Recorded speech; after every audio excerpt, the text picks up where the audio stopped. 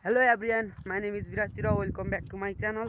आजको तपाईँलाई यो भिडियोमा स्वागत छ। आज म एकदमै इन्ट्रेस्टिङ कुरा देखाउन गइरहेको छु। गाइज हेर्नुहोस्, यहाँ हाम्रो गाउँमा यति धेरै ढुङ्गा छन्। तपाईँले आजसम्म यति धेरै ढुङ्गा देख्नु नै भएको छैन होला, किनकि हाम्रो गाउँमा यति धेरै ढुङ्गा छन्। यी माथि पनि हेर्नुहोस्, यति धेरै ढुङ्गा छन् नि। तपाईँलाई हाम्रो गाउँको बारेमा थाहा नहोला, सायद म भनिदिन्छु। हाम्रो गाउँको नाम चाहिँ म भन्दिनँ, किनकि नापा प्राइभेसी राख्नु पनि पर्छ। त्यसैले म चाहिँ हाम्रो गाउँमा कतिवटा हेर्नु गाइज यति ढुङ्गा छन् नि, तपाईँले विश्वास गर्नुहुन्न, किनकि यहाँ यति धेरै ढुङ्गा छन्। के भन्ने तपाईँलाई, यस्तो यो ढुङ्गा छन् कि यो चाहिँ पहाडमा हो न गाइज। त्यसपछि यहाँ एकदमै ढुङ्गा छन् र हाम्रो गाउँमा बाटो पनि दामी नै छ जोस्। अनि अरूको गाउँको भन्दा हाम्रो गाउँमा ढुङ्गाको कमी नै छैन। यस ढुङ्गा हुँदा हामीलाई फाइदा पनि छ, एकदम घाटा पनि छ। तर हामी अहिले फाइदाको कुरा गर्नेछौँ। फाइदा हुँदा कुनै पनि घर लाउनु पर्दा हामीले चाहिँ घर लाउन सक्छौँ, सजिलै घर लाउन सक्छौँ। अनि त्यसपछि एकदमै सजिलो तरिकाले हामीले घर लगाउन सक्छौँ। र त्यसपछि हामीलाई ढुङ्गा ल्याउनको लागि कहीँ टाढा जानु पर्दैन, एकदमै नजिकै नै राम्रो र एकदमै स्पेसल ढुङ्गा भेटिन्छन्। यदि तपाईँले तराईमा जानुभयो भनेपछि त्यहाँ ढुङ्गा किन्नुपर्छ, तर यहाँ चाहिँ ढुङ्गा किन्नु पर्दैन, किनकि यो एकदमै राइट अप्सन हो। हाम्रो गाउँमा ढुङ्गा भएकाले हामीले किन्नु पर्दैन। हामी यहाँ फुटालेर त्यहाँ गएर घर बनाउन सक्छौँ। अनि त्यसपछि कुनै पनि काम पर्दा वा केही चाहिँदा चाहिँ हामी पनि यसमा ढुङ्गा फुटालेर त्यसमा घर बनाउन सक्छौँ। यी एकदमै फाइदाका कुरा हुन् कि हाम्रो गाउँमा सजिलै ढुङ्गा पाइन्छन्। र अब बेफाइदाका पनि कुरा गरौँ। यदि कुनै बेला चाहिँ मेघ पर्दाखेरि ऊ भयो भनेपछि अनि ढुङ्गाको तलको माटो एकदमै मतलब चिप्लो भयो भनेपछि ढुङ्गा लडेर आएर हाम्रो घर माथिमा पर्न पनि सक्छन्।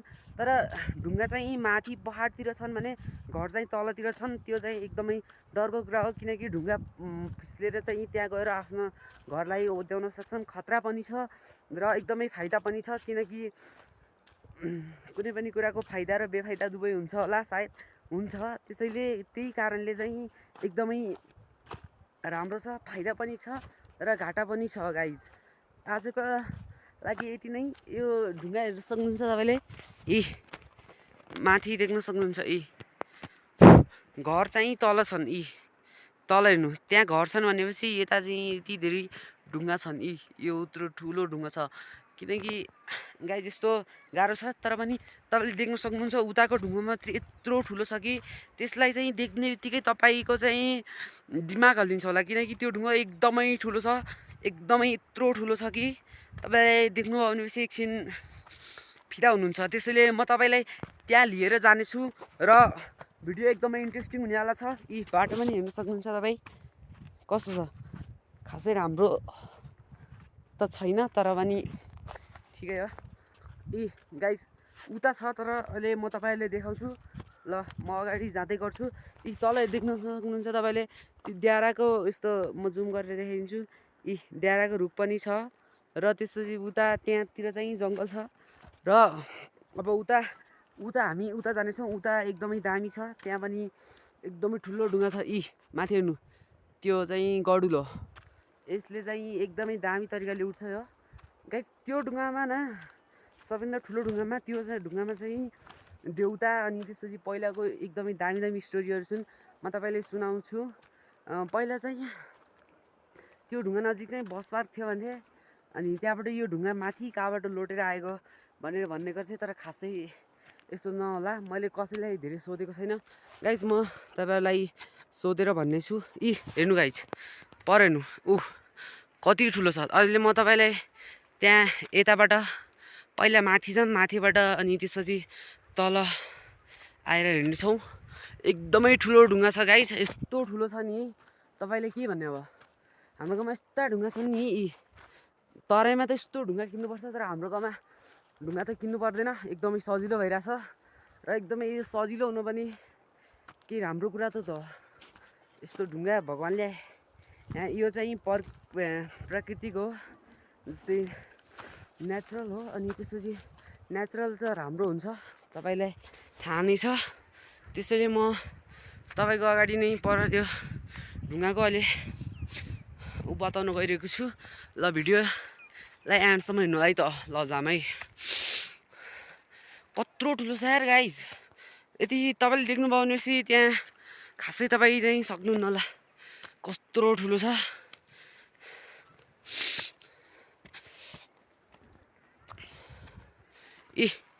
कत्रो ठुलो छ। त्यहाँ माथिबाट तल अझ तल देखिरहेको छैन। अहिले म तपाईँले माथि गएर देखाउँछु। यत्रो ठुलो छ नि गाइज, के भन्ने। यो पनि एउटा ढुङ्गा नै, यो त अलि धेरै सानो नै छ। यहाँबाट हेर्दाखेरि तल कति धेरै टाढा छ।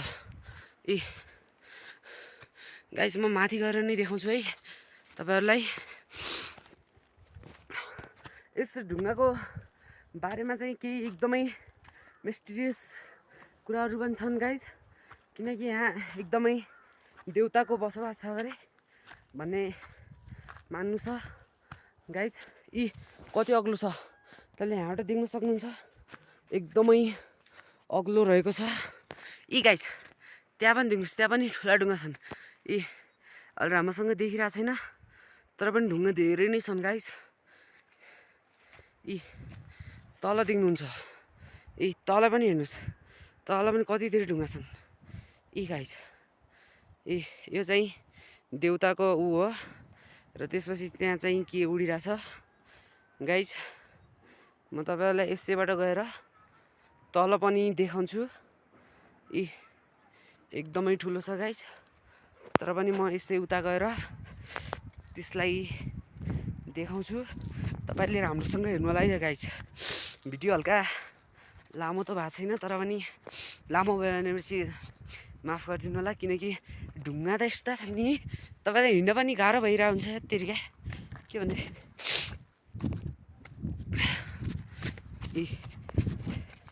हामी जानेछौँ। यत्रो ठुलो ढुङ्गा छ। अनि रोक्नु है गाइज, तपाईँले अलिक राम्रोसँग देख्नु भएको छैन, किनकि यो माथिबाट देखिएका कारण धेरै राम्रोसँग देखिएको छैन। तर पनि म तपाईँलाई तल गएर देखाउँछु, त तपाईँले विश्वास गर्नुहुने छैन, किनकि यत्रो ठुलो छ। कत्रो ठुलो छ यार गाइज, के भन्ने अब। यत्रो ठुलो ढुङ्गासँग पनि